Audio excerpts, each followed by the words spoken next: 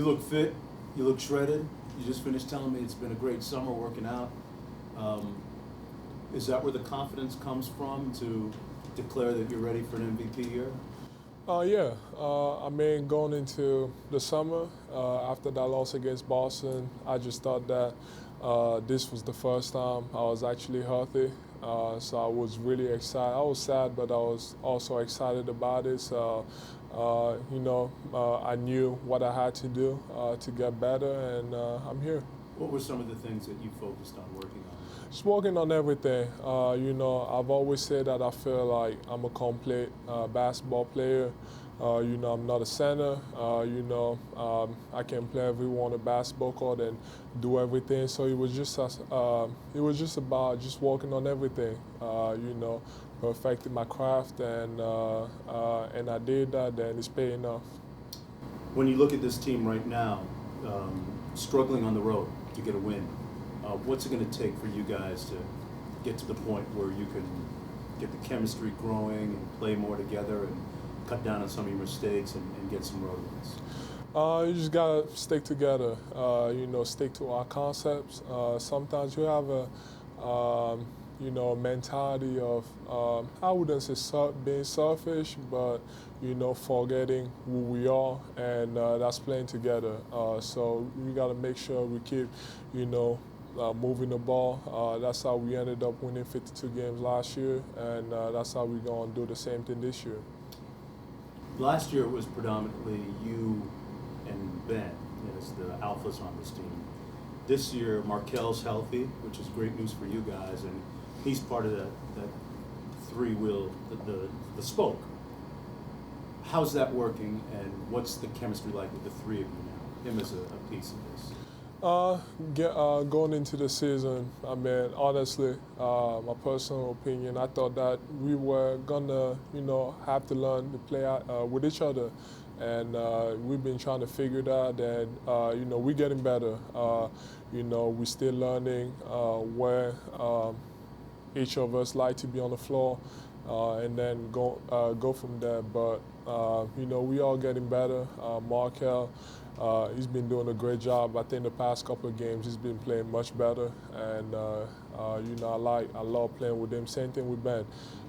He's struggling a little bit, but last year he had a great year.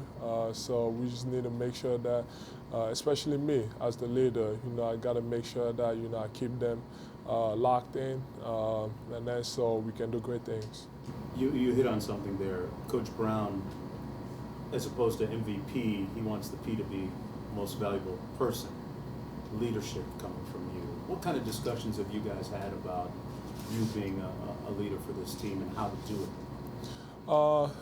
I think it starts with my personality. I love to be, I don't really love to be out there, but sometimes I just say stuff and I'm always out there, so. But that's just my personality, and I feel like I'm qualified enough to be in that situation, and I enjoy it. I take pride in leading. Growing up, my dad was in the Army. He was a colonel in the Army, so he was always strict around the house, especially with my mom too. So I've always learned how to be a leader. And coming to the States, seeing how things work, and learning the language. It was hard at the beginning, but I'm kind of getting used to it. But I feel like I have everything it takes to be that, and Coach put a huge responsibility on me to do so. So gotta make sure I keep leading by example, and also doing what's necessary off the court. Last thing, do you still feel good about your MVP type season?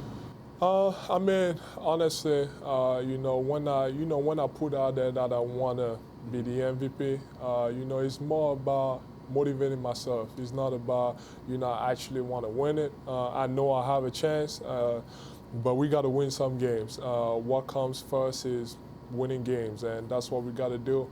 And that's what I'm focused on. Can't win the MVP if your team is not the number one seed. So got to make sure that I keep helping my teammates and, do a better job of leading. If I need to do more than what I'm doing, that's what I'm going to have to do. Last thing for me, I'm sorry. I can't believe, I remember seeing you as a freshman at Kansas, and I can't believe that you're the same guy that went into Coach Self's office and wanted to tell him you didn't think you were good enough after Tarek Black dunked on you in practice. What happened in between then and now? I don't know. Just, being from Africa, you come into a new country, you don't know the language, you don't have any really family around, and so at the beginning it was hard. And with the way high school went, playing JV my junior year in high school and then having to transfer to another school, and I had just started playing basketball too. In 2011, so just getting used to basketball and the culture, the American culture, and learning the language too. So that's why it was kind of like I was kind of close. But once I started feeling more comfortable around people and have a better understanding of the culture, and then that's when I kind of opened myself to the world and my personality started showing.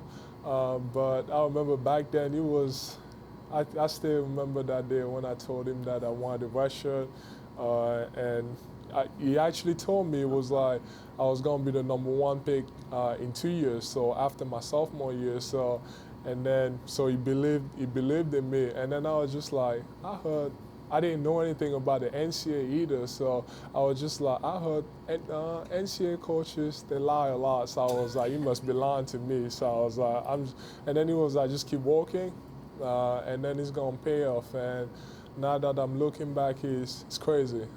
He saw it, a lot of people also saw it, and I worked hard, and I still got a lot more to give.